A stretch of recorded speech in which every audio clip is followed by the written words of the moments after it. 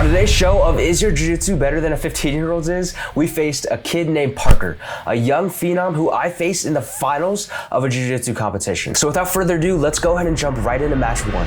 So guys, my first opponent is Matthew. You may recognize him from a few tournaments ago, back in November of 2021, where I unfortunately lost to him in the semifinals. But today, we're gonna change that. As Matthew and I kick things off, he immediately snaps me down into a front headlock. I'll counter by sitting to guard to free my head and look to invert to find an opening for an attack. As Matthew cuts the corner, I go and invert for his back, but he scrambles out of my reach.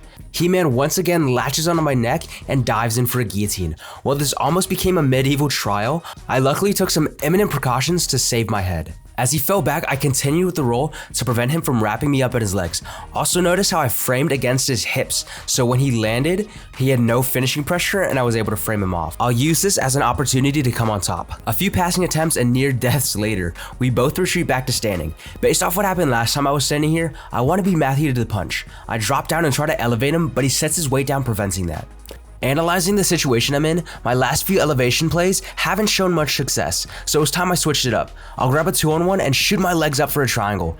Matt flings me off once, and then flings me off again, nearly sending me into side control. However, I controlled his wrists and his posture, and on the way up, locked under one of the tightest triangles of my life. Feeling good. He beat me like 2 years ago out of Naga. Finally got him back. This next match, we got Lucas. It's gonna be another tough one, so we'll see. I was fully expecting to see Lucas in the second round for this tournament. However, it seems like we have a much bigger problem on our hands than we thought. But before we finally face Parker, we have one more match before him.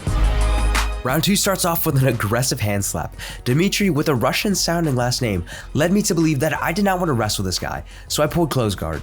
He'll eventually break out of close guard and fall back on my ankle, but by controlling his opposite hand, I'll use the momentum to drag myself on top. And then as I go to break out a single leg X, the worst of the worst happens.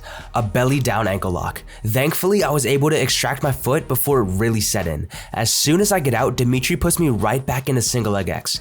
Except this time, I'm not gonna take my time here. I strip the outside leg, and as he pummels in for modified X, I backstep out of the guard. After it's cleared, notice how I switch hands to control the inside leg with my right and scoop grip under with my left. Then once my left leg is free from his grips, I can blitz past his guard and pour on some heavy pressure. He manages to regard, and the next few minutes consist of Dimitri doing unintentional yoga while I dance around standing way too tall to score an actual pass. As we disengage slightly, I see the perfect opportunity.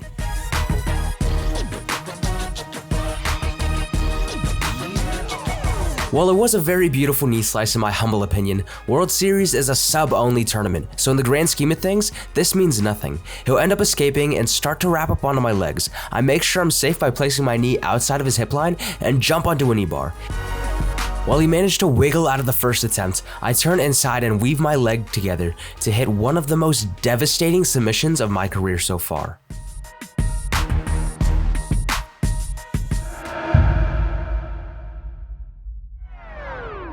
Parker immediately pulls guard, something I was predicting, but let's see how I deal with it. Very tired after my last match, I sit in the headquarters. As I dive in for my knee slice, Parker does a good job at killing the underhook by moving his arm back to the inside.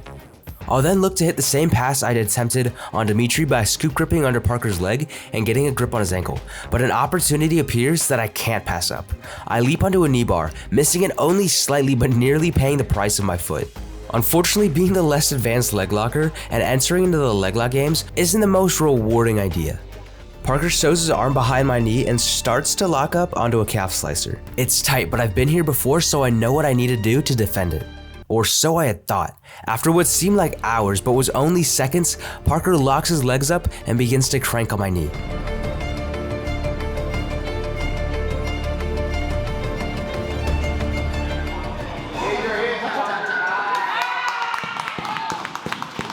Damn, guys.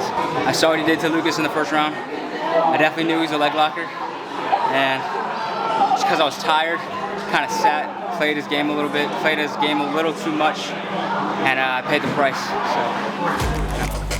Alright guys, so that is going to do it for today's video. Unfortunately, I didn't walk away with $275, but I was able to hang out with some good friends and get some great rolls in today. And when it's all said and done, that is why we love it. So be sure to hit that like button and subscribe for more. and I'll see you guys in the next video.